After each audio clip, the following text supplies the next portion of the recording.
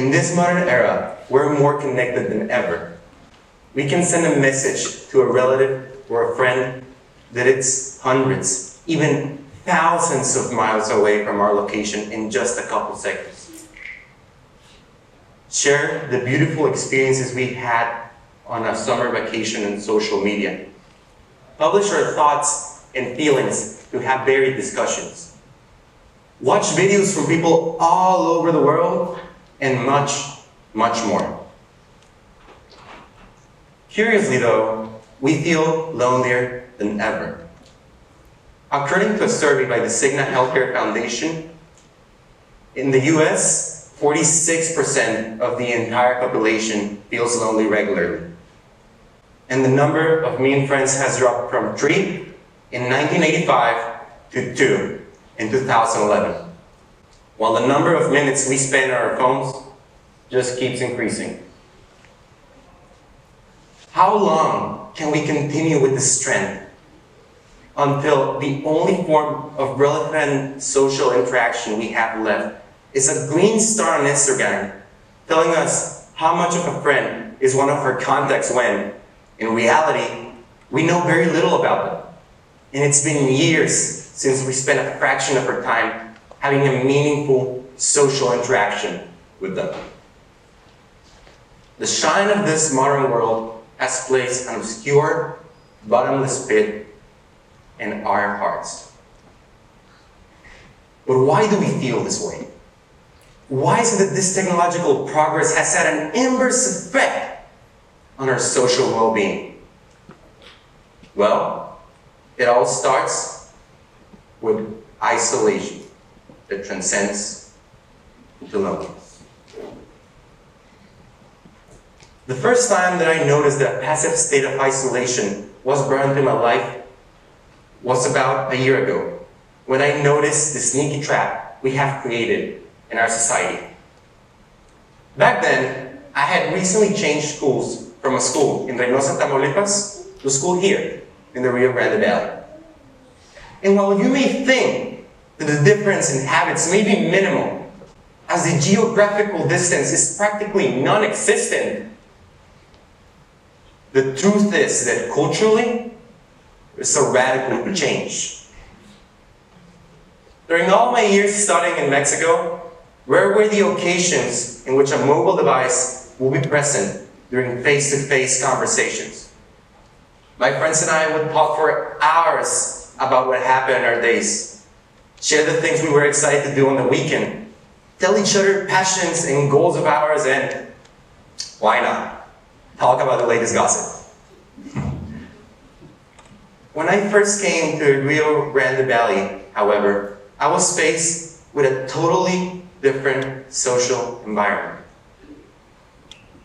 I specifically recall my first day of school, a day I thought to be truly exciting.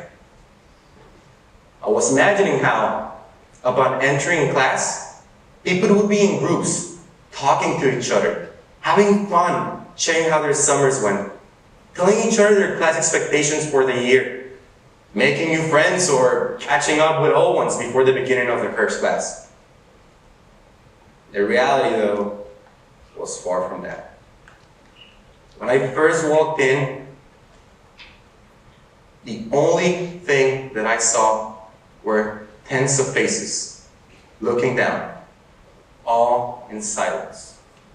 Their facial features highlighted by an artificial light, and their hearing blocked from the outside world by little plastic devices. Something I think that is beautifully portrayed in this image. I tried to initiate a couple of interactions, but to no avail. I ultimately decided to take out my phone and scroll through social media, just as everybody else. I hoped for that landscape to change. I tried to convince myself that it was just the first bad impression, that eventually people will get tired of being in their phones and they will actually talk with each other. But day to day, the same scenario persisted. And while some interactions did emerge, they felt limited, distant, cold. A rhetorical, "How are you?" occasional small talk. Eventually, I too got caught up in the monotone rhythm of things, joined that public isolation, and sentenced myself to countless days of loneliness. But my story is all too common in the US.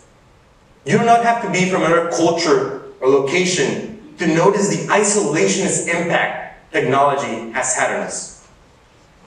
My story is simply just one more within the millions there exist in our society. Do not get me wrong. This is not a war declaration against technology. This is a war declaration against ourselves. We cannot continue on this negative pattern of technological isolation, lured by the wonders of social media, to the point where we neglect ourselves and the ones around us, progressively losing that care that made us so characteristic as a species once.